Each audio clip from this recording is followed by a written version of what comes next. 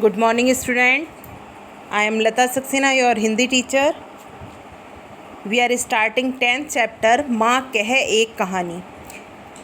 इस पाठ में सिद्धार्थ की पत्नी यशोधरा अपने पुत्र राहुल को एक घायल हंस को बचाने के विषय में एक कहानी सुना रही है, विषय में बता रही हैं और राहुल उनसे जिद कर रहा है कि वो उसको एक कहानी सुनाए।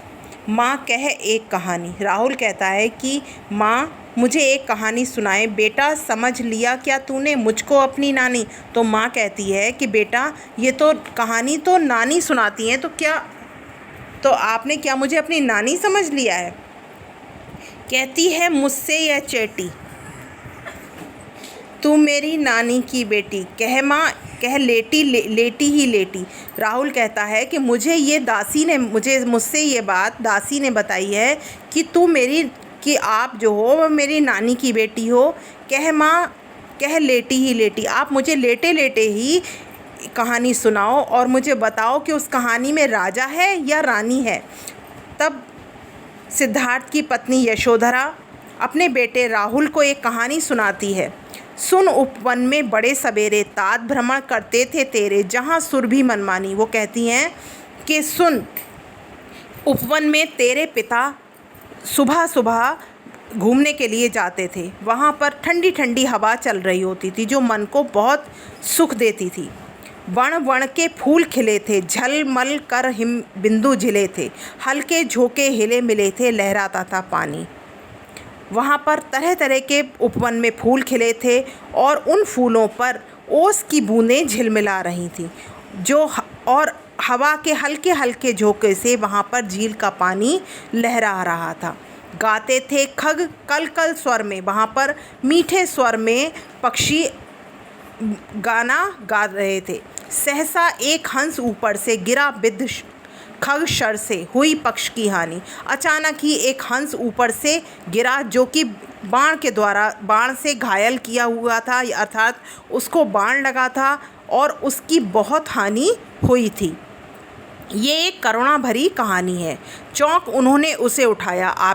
तब तेरे पिता ने उसको चौंक कर उसको उठाया और उसको ऐसा महसूस हुआ जैसे उसने एक नया जन्म पाल लिया है। इतने में आखेटक आया। आखेटक मीन्स होता है शिकारी। इतने में वह वहाँ शिकारी आ जाता है और वह ये कहता है कि ये मेरा लक्ष्य है, मैंने इस लक्ष्य को सिद्ध किया है। अर्थात ये एक कोमल और कठिन कहानी हो जाती है। मांगा उसने आहत पक्षी, तेरे तात किंतु थे रक्षी। तब उसने जो था खगभक्षी, हट करने की ठानी।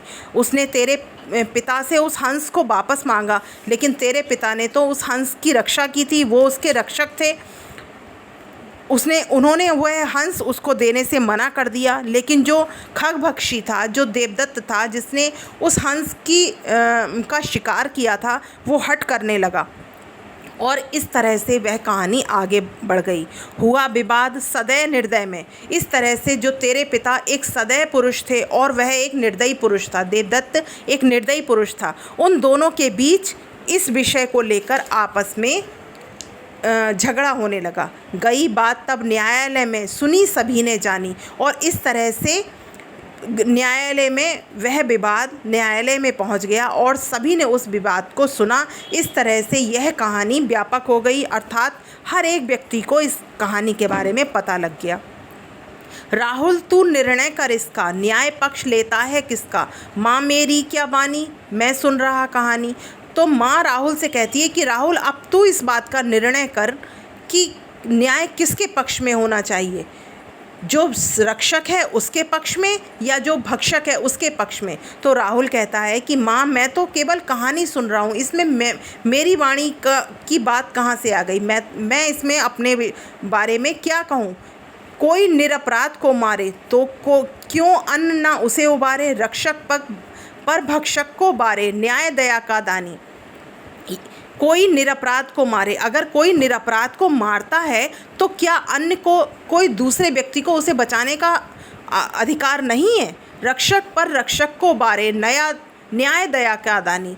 रक्षक पर भक्षक को बारे, भक्षक पर हमेशा रक्षक हावी हो जाता है, क्योंकि जो रक्षा करने वाला है वो हमेशा मारने वाले से बड़ा होता है। न्याय दया का दानी, और इस तरह से न्याय पक्ष जो है वो दया का दानी होता है। न्याय दया का दानी, तूने सुनी कहानी।